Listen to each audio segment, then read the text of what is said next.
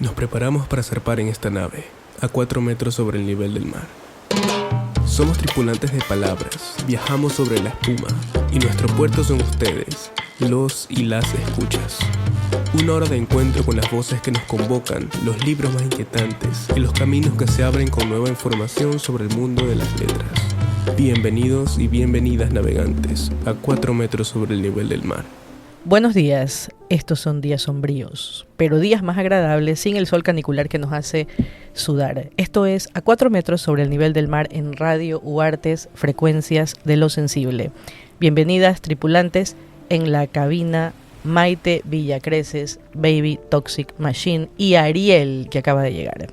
Bien, hoy tenemos invitadas especialísimas. Este programa se llama Las Poetas y la Poesía, o La Poesía de las Poetas. Y nos acompañan Sonia Manzano Vela, Maritza Sinolvear y Xiomara España Muñoz.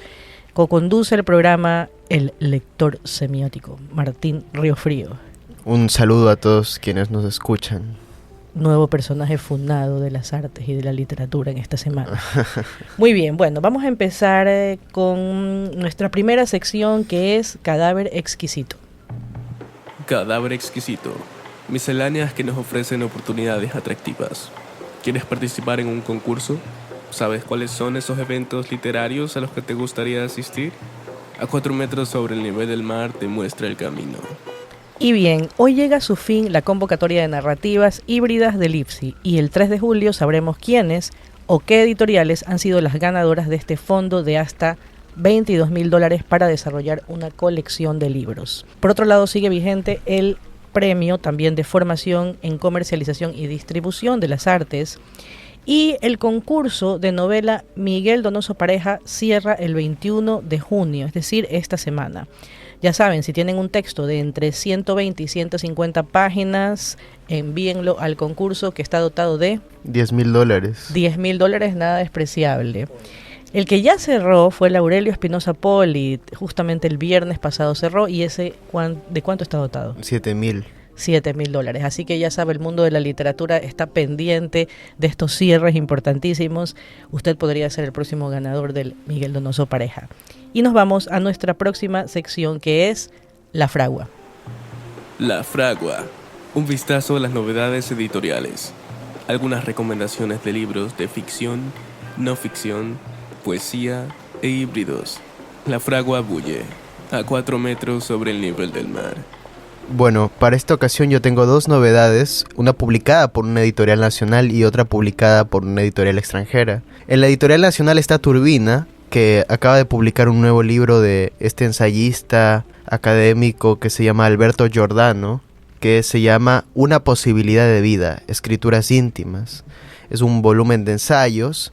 Y también está otro libro que lo publica Anagrama, que se llama El planeta de los hongos, una historia cultural de los hongos psicodélicos, escrito por Nayef Yefya, no sé cómo se pronuncia, pero hago mi intento. ¿Y tú, Paulina, qué tienes hoy? Yo tengo un libro que se llama Otra forma de besar, de Cristina Burneo, y es un libro que fue editado en Ecuador por La Caracola, con prólogo de Jorge Aguilar Mora para el Centro Cultural Benjamín Carrión.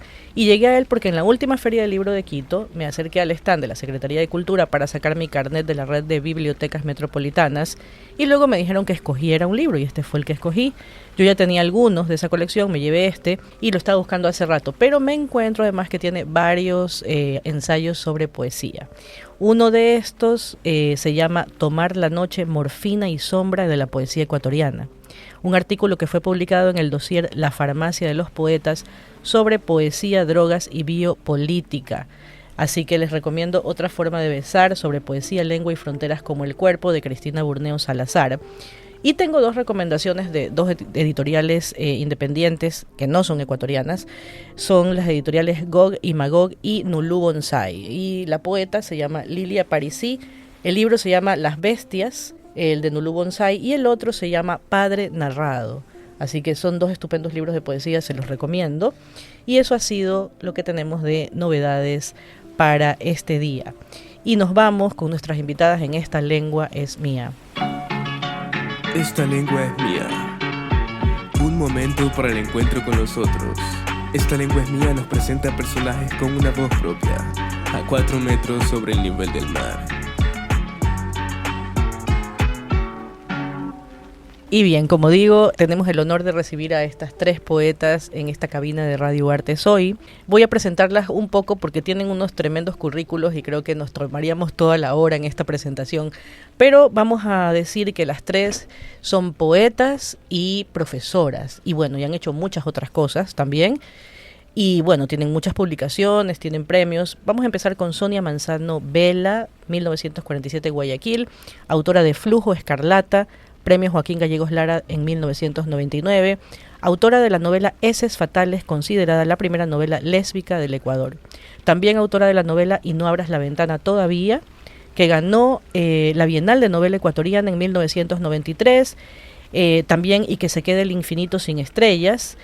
Su primer poemario, El nudo y el trino, apareció en 1972 y a él le siguieron Casi siempre las tardes, Las gotas del cráneo, La semana que no tiene jueves, El ave que todo lo atropella, Caja musical con bailarina incluida, Carcoma con forma de paloma, Full de reinas, Patente de corsa, Regreso a Edén, Espalda mordida por el humo, novela, Espalda mordida por el humo, poemario.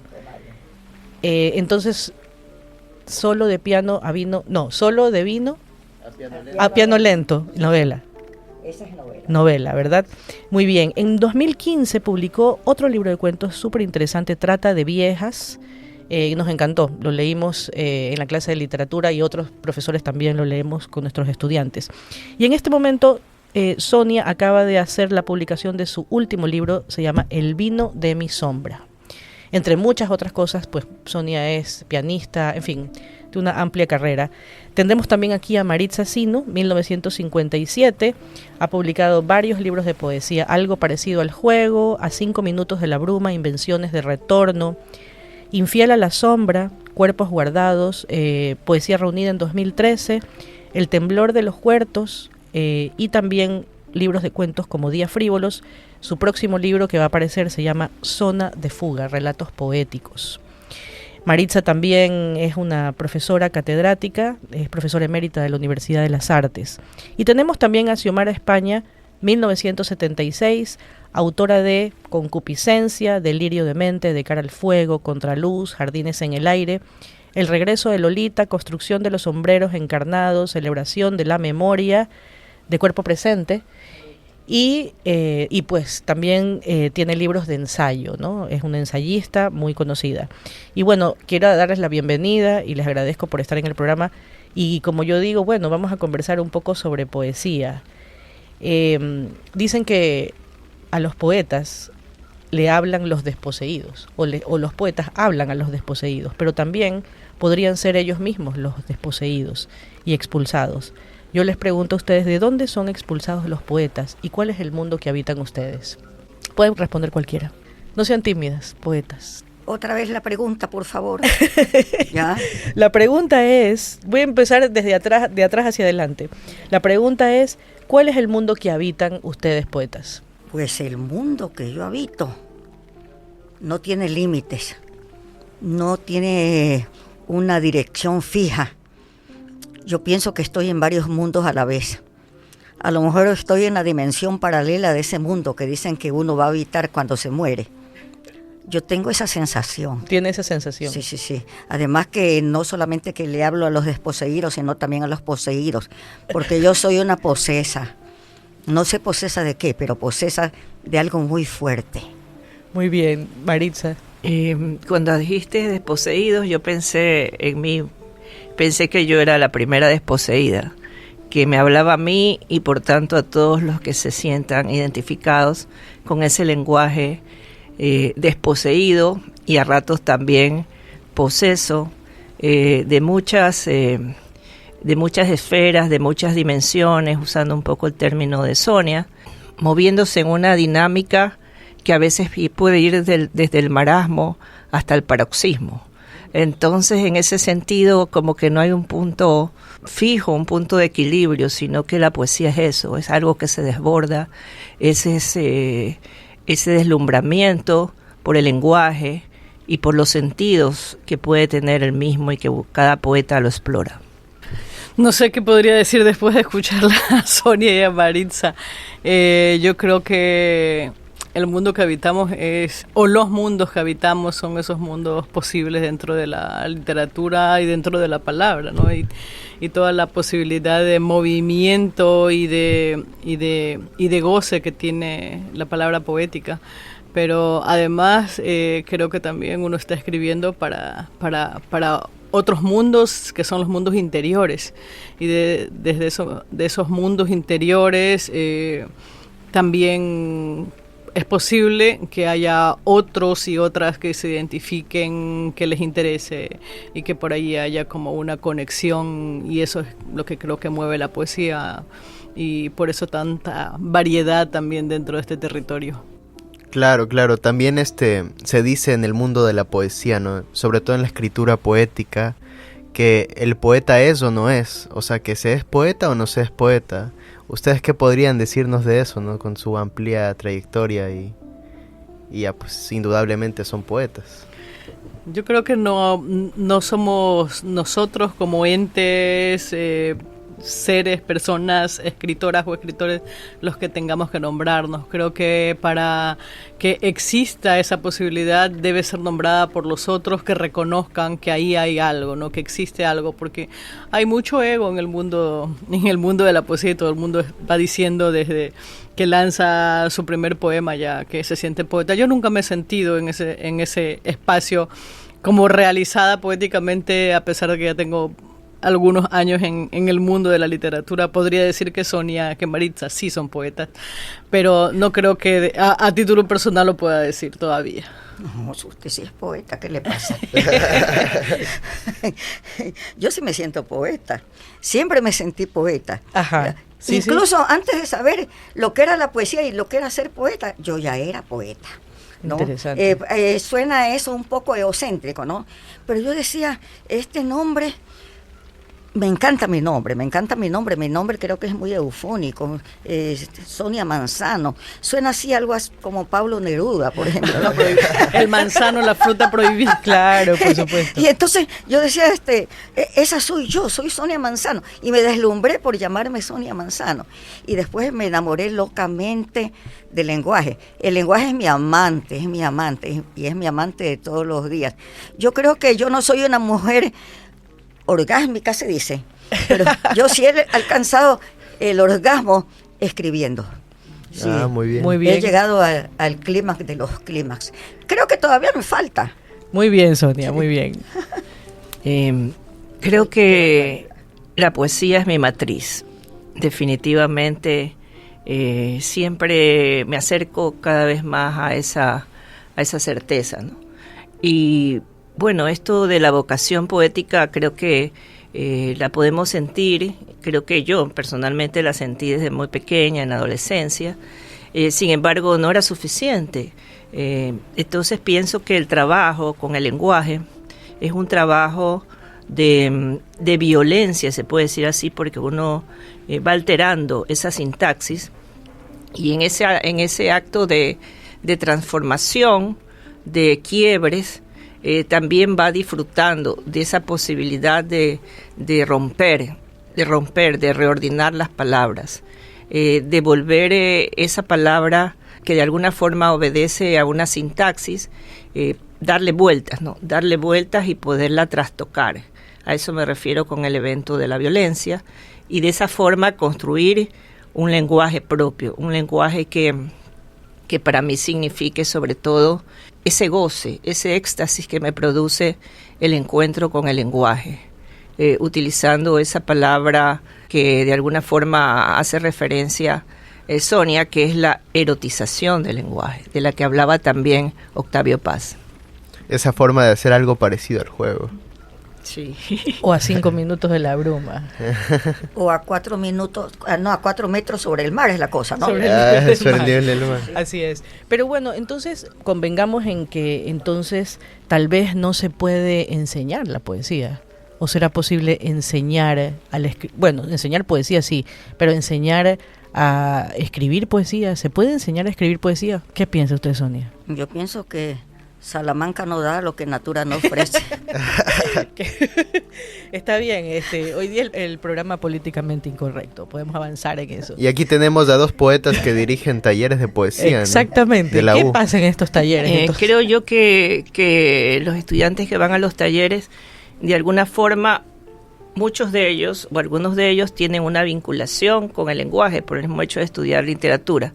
Unos tienen más inclinación hacia el relato, otros a la poesía, pero también depende del impulso, del disparador, de la motivación que nosotros como coordinadoras de talleres pongamos ante ellos para que ellos puedan encontrar un lenguaje poético. Yo sí creo que a través de un taller se descubren a sí mismos esa posibilidad de escritura que antes de pronto tenían resistencia, porque hablar de poesía es generar a veces una resistencia, una distancia, porque así nos han educado desde el colegio, porque los profesores tal vez no nos han enseñado a amar la poesía, porque la vemos complicada, porque la vemos lleno de figuras retóricas, en fin, por una serie de cosas totalmente equívocas, ¿no?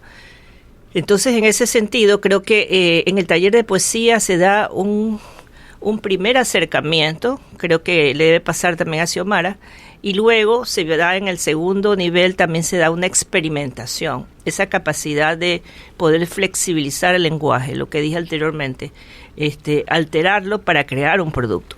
Creo que eso es lo importante. Yo sí creo que los estudiantes que van a un taller de poesía experimentan, si no posiblemente la vocación de seguir escribiendo poesía, sí creo que tienen otra idea luego de pasar de un taller, por un taller de acercarse a los textos poéticos, porque creo que lo disfrutan, creo que generan respeto y generan también un disfrute sensorial sobre todo.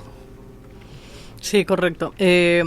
Voy a retomar un poco la anterior pregunta, y yo me estaba refiriendo al tema de la autorreferencialidad, ¿no? Que es lo que a veces es complejo, porque autonominarse a veces es muy complejo, pero el llamado creo que está desde la infancia o en algún momento de la adolescencia, a veces hasta desde la vejentud, porque suele pasar, ¿no? Hay personas ya con sus años que publican, entonces me parece interesante también, porque hay como ese llamado, y eso lo empato con la última pregunta de los talleres, porque precisamente yo creo que el afán y la maleabilidad de los talleres es posibilitar también el encuentro, ¿no? El encuentro con otras lecturas, el encuentro con sensibilidades, en el encuentro con zonas desconocidas que muchas veces los más jóvenes no conocen, o a veces también se niegan a explorar, porque también entrar en ese territorio puede ser abrir un abismo, ¿no? Un pozo terrible por donde pueden fluir las cosas más hermosas, pero también el dolor. Pueden fluir cosas diversas de la apertura de ese pozo que puede ser abismal. Y yo creo que en el sentido de dictar talleres, que además a mí me gusta muchísimo porque también es un goce en muchos sentidos, pero también a los y las estudiantes, y en mi caso también, nos dotamos mutuamente de herramientas.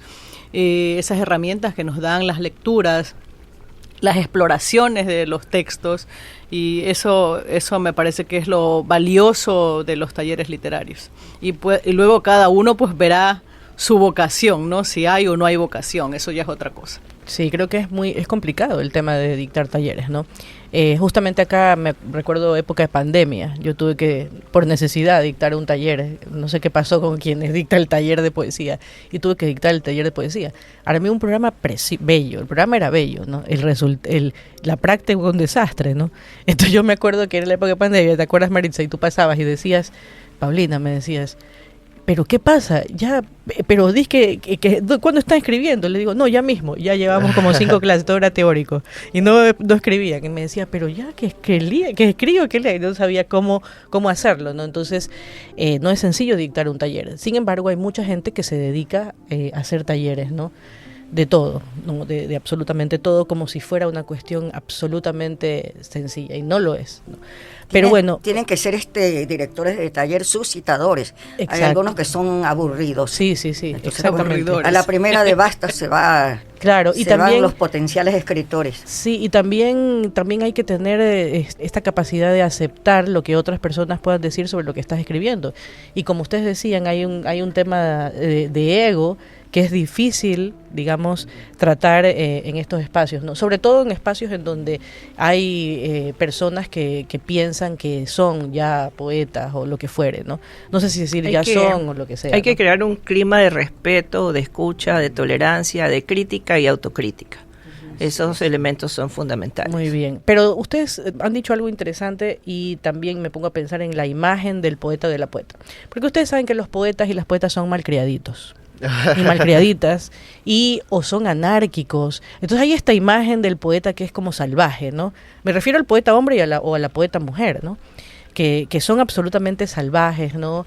Y por eso como que está identificada la poesía como estos poetas de malditos juventud. que se dice. Pero ¿qué poeta no es salvaje en alguna medida? Eso es lo que yo quiero que ustedes me digan. Ese es porque el impulso. Ustedes también han sido muy salvajes, ¿o no? Yo he sido lanzada, Ahí está. transgresora, ¿no? Claro.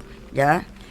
Poeta de ruptura. Así si no es. hubiera tenido ese impulso, no se hubiera avanzado, ¿no? Entonces pienso que ser salvaje no se lo puede tomar como algo negativo, sino pues como un impulso, como algo positivo, ¿ya? El salvaje avanza y el cobarde se queda. Muy bien. Maritza. Yo creo que he hecho de todo. Es decir, a ratos puedo haber sido salvaje, a ratos puedo haber sido mesurada con el lenguaje, a ratos he tratado de explorar más allá, es decir, de experimentar. Entonces creo que he violentado mucho, ¿no? He violentado mucho el lenguaje, sobre todo en esos momentos en que me siento dentro de un caos que me permite este estado de paroxismo en que usualmente se dan las primeras imágenes de los poemas, ¿no? Y que luego viene una especie de revisión, de oficio, de depuración, de tachadura. Pero en esos primeros momentos en que aparece esa imagen inicial, que es la que te despierta, creo que sí he sido salvaje. ¿Es cierto que eras baterista de un grupo? ¿Tocabas la batería? Sí, algo de eso recuerdo. Ese Omar. Bueno, el tema es complejo, ¿no? Porque a veces proyectamos una cosa y claro, hay otro que subyace detrás. Yo recuerdo en la universidad, en mis días de universitaria, escribí un poema y lo leí en un recital en la universidad que se llama Me gustan las mujeres y qué. Y entonces mis profesores era oprobioso y escandaloso que yo hubiera escrito un poema de eso. Y alguno de mis profesores muy queridos, por cierto, me dijo, ¿por qué le puso el y qué? Entonces, claro, era también, desde ese punto de vista, también moverse hacia otros territorios que no sean mi zona de confort, la poesía que normalmente se escribe, y no por un afán de conseguir ruido, ¿no? Sino también por lo que decía Maritza, o sea, buscar, explorar, también salirse de los límites, desbordarse si se quiere en la escritura. Otro de los libros que también, ojalá pueda compartirle luego algunos textos, es Construcción de los sombreros encarnados, que también jugaba, como decía Martín, hay que jugar un poco con la poesía, y lo escribí con voz masculina, también con una forma de ardid, ¿no? Porque decía, bueno, lo voy a mandar a un concurso, pero si lo pongo con nombre y con voz de mujer no lo van a premiar. Y efectivamente lo premiaron porque era con voz masculina. Y ya, bueno, ya sabemos lo que pasa también ahí. Pero también posibilidades no solamente para el juego, sino para un juego serio desde la poesía, para trabajar la voz, para trabajar el lenguaje, desde lo que yo creo y desde lo que yo siento que debe ser la poesía. Bueno, ustedes que tienen ya una amplia trayectoria en el terreno de la poesía, ¿cómo observan ustedes el panorama de la poesía ecuatoriana, de esta contemporaneidad, por ejemplo? ¿Van a contestar ellas o también puedo intervenir Usted puede yo? intervenir Cualquiera. cuando Ya. quiera. Bueno, no, es que me quedé pensando sobre esto de aquí del lenguaje, ¿no? Uno hace el amor con el lenguaje cuando escribe, ¿no? Puede ser un amor tierno, puede ser un amor acariciante, puede ser un amor violatorio, puede ser pues cuidado, no funan, Sonia.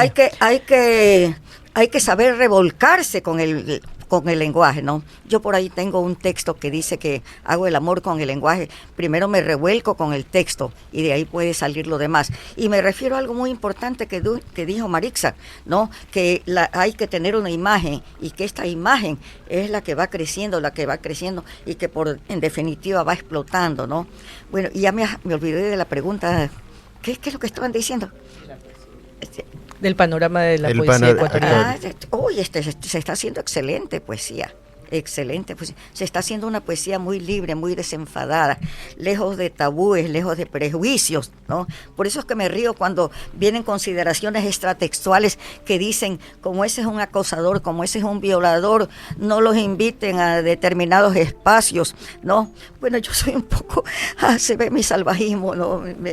No sé, como ya estoy más allá del bien y del mal, y como ya me siento en este momento a 4 metros más, sobre el mar, más arriba, entonces digo lo que se me ocurre, ¿no? Está muy bien. Espero no estar lesionando sensibilidad. No, está muy bien. Las nuestras no, los oyentes no sabremos nunca. Pronto lo sabremos cuando nos comente. Pero está muy bien, está muy bien. Sí, Creo que siempre es importante como poder decir lo que pensamos. Sí. De una manera muy clara, ¿no? Excelente poesía. Hay excelentes poetas, ¿no? Bueno, no vale la pena pues decir nombres, ¿no? Pero realmente hay una camada de poetas jóvenes que están dando la pauta de la nueva poesía, ¿no? La pauta de la nueva poesía. Me asombra, ¿no? Las miro con respeto. Y las miro con temor, pero las miro con admiración. Muy bien, Marixa. Totalmente de acuerdo con Sonia, inclusive en mis clases, tanto de teoría y práctica lírica como en el taller de poesía, vemos a poetas, tanto hombres como mujeres, totalmente jóvenes, contemporáneos, y realmente es un descubrimiento de voces que hacen cosas interesantes, ya sea de un lenguaje muy sencillo, muy directo, y también desde un lenguaje mucho más elaborado. Creo que hay las dos tendencias y varias híbridas tendencias. Entonces creo que muy optimista, con mucha admiración y reconocimiento, miro a todas las voces contemporáneas ecuatorianas. Bueno, muchas voces nuevas, contundentes. Creo que ahora es más fácil conocernos, ¿no? Porque están las redes, hay muchos medios, hay ferias, encuentros, festivales, también en el Ecuador. Lo que creo que hacen falta son editoriales para que esas voces realmente se lean más, las disfrutemos más. Estoy de acuerdo en los talleres de poesía, que bueno, ya creo que tengo 5 años con los talleres de poesía en la universidad. Ha habido camadas y grupos de talentosísimos y talentosísimas poetas que hoy por hoy ya están dando sus frutos y los vemos en publicaciones, inclusive fuera del país. Así es. Bien, bueno, yo creo que efectivamente hay una gran cantidad de jóvenes y hombres, mujeres, trans, escritores, etcétera, y creo también que hay unos grandes antecedentes también en la literatura ecuatoriana. Me parece que hay una figura, por ejemplo, como la de Aurora Estrada, que no es tan mencionada, pero que es estupenda poeta. Así es. Y así como ella, seguramente habrá otras, ¿no? Yo he visto, por ejemplo, Marixa, en tu biografía, tú siempre dices que admirabas mucho a Ileana Espinel y a Sonia Manzano, que está aquí. Sonia Manzano, ¿a quién admiraba como poeta? ¿O admira como poeta? Sí, no, coincidentemente estoy escribiendo un poema que me dijeron que lo haga hasta de 100 versos, pero me he ido larguísimo.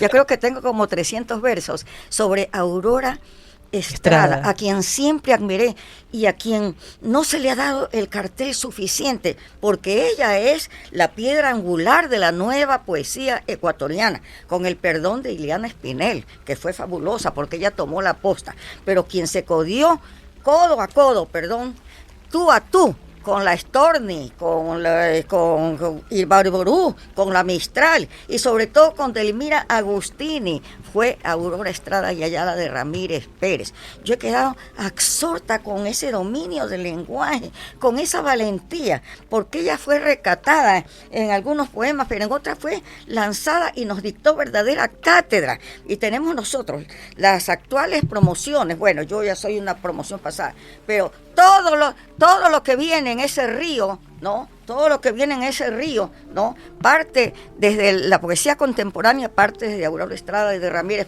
quien tiene que agradecerle también a sus antecesoras, ¿no? Porque nosotros no estamos aquí de casualidad, sino porque nos han estado empujando, y enhorabuena que nosotros, las tres aquí presentes, también hayamos dado nuestro aporte para movilizar, para suscitar voluntades, ¿no? Bueno, y no solamente refiriéndonos a la poesía ecuatoriana, a la poesía universal, hay grandes escritoras, grandes poetas, ¿no?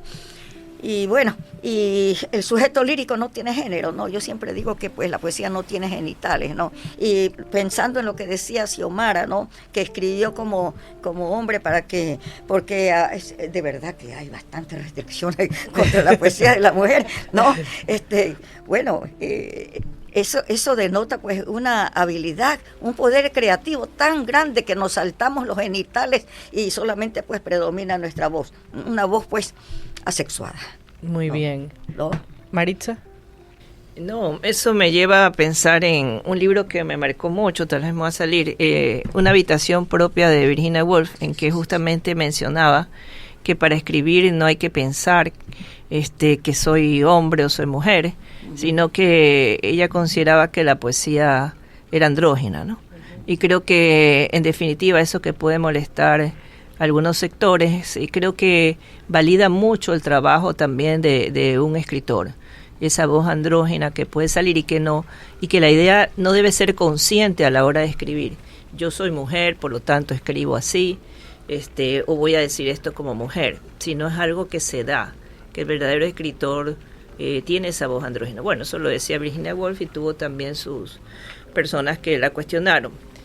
Pero esto que mencionaba Sonia me remitió un poco a eso. Bueno, yo me alimenté, yo tuve la suerte diría yo, de tener el espaldarazo por decirlo de alguna forma, de Ileana Espinel. Fue la gran poeta que creyó en mí y publicó cuando yo todavía no publicaba nada.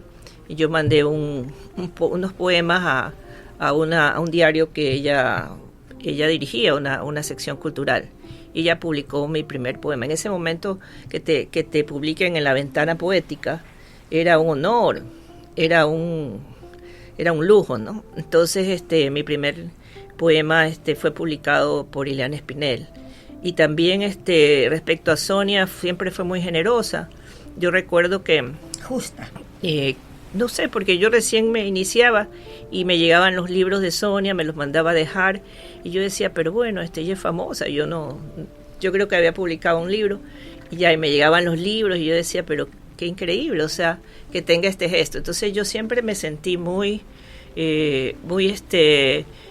protegida, impulsada, yo diría abrazada por estas dos poetas, estas dos grandes poetas a quienes he tenido el gusto de conocer y compartir muchos momentos. Y creo que también es algo que he visto en Sonia permanentemente en todas las generaciones, que siempre ha sido y sigue siendo muy generosa, ¿no? Entonces, y Aurora Estrada, pues ni se diga, o sea, como bien dice, o sea, creo que no se la estudia lo suficiente, porque la publicó un libro, ¿no?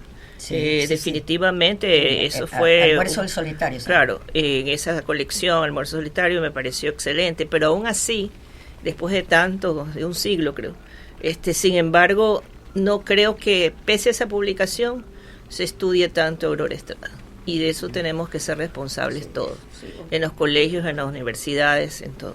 Muy bien, sí. Acoto que Ileana Espinel, la primera persona que creyó en ella fue Aurora Estrada. Así es, existe una fotografía. Ella fue a visitarla. Bellísima. Sí. Aurora Estrada. Que aparece en el libro que publicó la Casa de la Cultura, donde está ella con su maestra, decía, ¿no? Parece que es la que le pide permiso a la mamá para que la deje ir a las tertulias que organizaba doña Aurora Estrada. El hombre que pasa, recuerdo Ese ese es maravilloso. poema maravilloso. ¿no? Madre de poetas, ¿no? Y de un narrador, Alcino Ramírez, está el Edgar Ramírez Estrada, Isabel, que era una poeta muy fina y una gran ensayista. Escribió un estudio sobre su madre, formidable. Sí, me parece que esas son como esas madres primigenias, digo yo, ¿no? De nuestra literatura. Ahora que yo estoy trabajando un libro para justipreciar de alguna manera la literatura escrita por esas madres primigenias de nuestra literatura, hay tanto que explorar, y esas exploraciones obviamente vienen desde un poco más atrás, como decía usted, porque también hay estas mujeres que por 1900, inicios de 1900, 1850 estaban escribiendo poesía vanguardista y que tal vez no se la conozca, igual que pasa con Aurora Estrada, quien no se conoce a cabalidad, no está dentro de los pensum académicos como para tener un acercamiento más diáfano, si se quiere, con la poesía, que además en Aurora Estrada es absolutamente variada, porque a veces se la piensa como desde la poesía, desde la militancia, ¿no? La poesía social, y yo creo que hay que explorar ese espacio donde trabajó de la mano, tal vez romántica, con Hugo Mayo, en la revista Proteo, que ahí hay unos poemas bastante vanguardistas, dadaístas si se quiere, de Aurora Estrada, o sea que tiene para explorar en muchísimos lados. Yo más bien quiero, ya que ustedes han hablado de esas mujeres que les antecedieron, yo creo que una de las poetas que más me interesa también y me gusta seguirla leyendo es Dina Belran, una poeta que murió joven a los 27 años con ese sino del 27, por toda esa posibilidad de exploración que hace con el lenguaje desde términos médicos, ¿no? Una farmacopea literaria podría estar ahí para explorar, y la hondura lírica que tienen sus textos, lo que se desgrana y se desangra dentro de sus poemas, me parece que es una escritora que hay que seguir leyendo. Yo creo que es como esas escritoras de culto también, porque a veces la muerte no tiene que ser el valor agregado de la poesía, pero en el caso de Dina creo que sí suma en muchos sentidos, porque es como esta idea de las escritoras malditas también, ¿no? Bien, yo creo que hemos llegado a un momento en que nos encantaría escucharlas leer su poesía, y vamos a hacer un salto, una metonimia. ¿Qué será eso? Un salto poético. Entonces nos vamos a ir directamente a nuestra sección parlante. Y es una amplificación de la voz. Pueden leer lo que ustedes quieran, pueden leer 1 o 2 textos poéticos. Y antes de eso nos vamos a ir a una pausa, porque esto es Radio Uartes, Frecuencias de lo Sensible. A 4 metros sobre el nivel del mar regresará en breve. Panhispánica de dudas son los acentos. Pero a ver, un momento, retrocede. Lámpara. ¿Qué significa lámpara? Chuta, yo generalmente uso la acepción en la que lámpara es una persona que es rayada, o que puede tener actitudes locas, desenfrenadas. Panhispánica de dudas son los viajes. No, la ciudad va cambiando a un ritmo vertiginoso. Eso también lo hemos hablado con otros invitados que hemos tenido, y yo me doy cuenta también que Guayaquil muta a cada segundo, ¿no? Panhispánica de dudas son las historias. Claro, ahí yo creo que también este viaje o esta venida a Guayaquil coincide con un paso también como a cierta adultez, ¿no? O sea, salir del hogar paterno-materno. Panhispánica de Dudas es el podcast donde abordamos nuestra relación con la ciudad de Guayaquil. Escucha Panhispánica de Dudas, aquí, por la señal de Radio Uartes, Frecuencias de lo Sensible. Esto es A 4 metros sobre el nivel del mar, donde fluyen las palabras. Y bien, para nuestra sección de parlante vamos a escuchar la lectura de poesía de Sonia Manzano. Me pidieron 2 textos, pero creo que voy a leer uno porque es un poquito de 2 páginas. Muy bien. Está bien, ¿no? Sí. Ya, un poquito define cómo escribo, porque lo hago.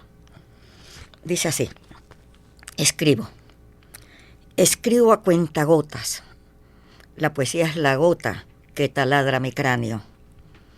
Escribo como puedo y cuando puedo, haciendo acopio de palabras que he podido salvar de la voz que me depreda. La voz que me depreda devora dentelladas mi glotis de cristal, mi lengua de ave bífida y mi manzana deva, todavía olorosa paraíso. Yo escribo trepada en mi cabeza, para así ver mejor al hombre que incendie el horizonte con un clavel mojado en gasolina.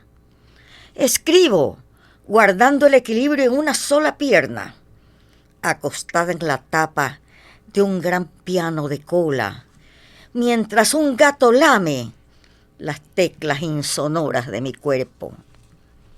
Escribo como puedo y cuando puedo, sentada en mis rodillas, meciendo entre mis brazos una piedra que lacta de mi pecho el flujo lunar de la nostalgia. Escribo a media luz viejos tangos del ayer. Un gato de porcelana se acaba de romper en el cuenco entumecido de mis manos. Muy bien. Muy bien, muy bien. Gracias, Sonia, muy bien. Maritza. Sí, voy a compartir con ustedes 2 poemas. Cada cierto tiempo me desampara el poema, ese minúsculo engendro que rasgó mi desdén. Un corto aliento atascado en la fugacidad de los bordes. La realidad me presiona a dejar de lado los círculos, abandonar el poema, la concentración del temblor, a ser más cotidiana con palabras lineales, coloquios discretos, a destruir mis hallazgos, a no buscarme en la otra, no imitar la que fui, la que repitió su relato y se reescribió en otros libros, se enredó en los rituales y alucinó con las ruinas. Durante la última estación, recluí en una jaula a los pájaros fantasma. Expulsé a la fiera, conseguí descansar de su asedio, extenderme como una araña, disfrutar de mis presas, acicalarme a mis anchas. En la última parada, todo resultó tan perfecto. Pude bañarme en aguas termales, dejar de lado los fármacos, disipar mis manías, como cuando era una araña fantasma que abrazaba a la fiera y mataba a los pájaros. Gracias, Maritza. Xiomara. Bien, unos fragmentos del poema Construcción de los sombreros encarnados. Vengo desde el principio, donde el fondo de este vaso es la pupila del mundo. Soy un hombre derrumbado por el canto de otros hombres. Vengo ingiriendo a gritos el acorde de mi última emboscada. Tras los nimbos abrumadores de los sombreros encarnados aparece él, con su rostro pleno, bañado por el fuego de la música del piano, pleno como los rostros de las princesas nórdicas, pálido y pleno como vastos huracanes, vivo, 100 años más vivo que la angustia. La escritura es un bien irreversible, la escritura es un mito irreversible, como los acordes que acompañan el tambor de mis últimas visiones, columpios que se alejan en secreto, ascensor que besa el cielo en las partituras más excelsas, y Tadzio me eleva hacia la más terrible diástole de turbación y celo. Tadzio me envuelve hacia la más vil de las seducciones, me penetra como la inmundicia de la muerte, me socava como el más voraz de los monstruos, me derrumba como la más voraz de las pasiones. Vuelve y entreteje en la memoria los días más soleados, vuelve y sopla entre mis ojos la luz que ciega y nos aísla. Tengo las manos congeladas, crepitantes, como las mórbidas mandíbulas del Ártico que no menguan ni en las sombras del boreal de marzo, porque los lobos del poniente ya no trizan sus nostalgias en los estrechos senderos, y ahora sus espíritus retumban como espadas al filo de la noche. Me abandono, me someto ante la furia del amor y sus desgracias, porque postrarse salva, aún en el último rincón de la memoria. Muy bien, muchas gracias por esas lecturas. Acabamos de escuchar a Xiomara España, a Maritza Sino y a Sonia Manzano. Y felicitamos también a Sonia por la publicación de su libro El vino de mi sombra. Próximamente Maritza Sino publica... no quiere que diga nada, porque claro, pues esa es una tenemos que decirlo. Una primicia. Bueno, no vamos a decir el nombre, me quedamos sin decir el nombre. Zona de fuga. Y Xiomara España también viene con algunas cosas, no solo una. Sí, bueno, están por ahí en un par de editoriales, un par de libros que espero que salgan a fin de año o el próximo. Muy bien, así que muchísimas gracias. Esto ha sido A 4 metros sobre el nivel del mar por Radio Uartes, Frecuencias de lo Sensible. Pueden escucharnos también por Spotify y el día lunes hay un reprise de este mismo programa. Próximamente vamos a hacer otro que tenga que ver con poesía. Se va a llamar Poetas Malitos. Muchas gracias. Malotes, gracias. Acabamos de escuchar A 4 metros sobre el nivel del mar, donde las palabras fluyen como la espuma de las olas.